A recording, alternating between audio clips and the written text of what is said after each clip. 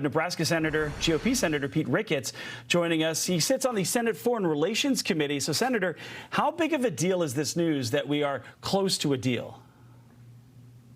Well, this potentially gives Israel the opportunity to be able to allow its forces to get a break and focus on Gaza and potentially be able to get something done there in advance of the Trump administration coming in. However, anything that needs to be done, I think part of the agreement has to be that the IDF has to be able to enforce it.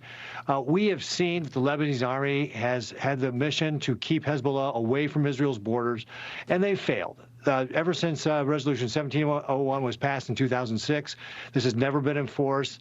The UN forces, UNIFIL, have been worse than useless.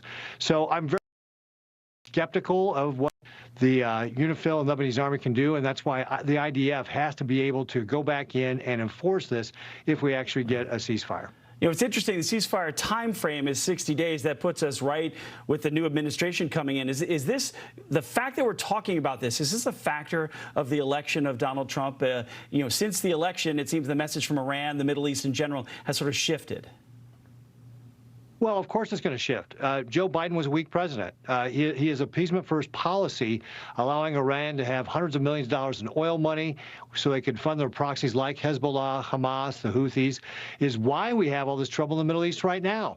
Hezbollah has been attacking Israel, but it started with the attack from Hamas in Gaza. That was, in my opinion, directly because of Iran funding them and Joe Biden's weakness.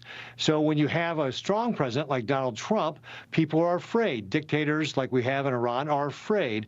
And so we'll see a greater level of respect, because it's clear right now that nobody respects the United States around the world, because Joe Biden's appeasement-first policy just protects weakness. And I think, again, gives you 60 days to get a new president who has said he's not going to hold back any weapons from Israel. And I think that, you know, these dictators and these terrorists know there's going to be a new sheriff in town.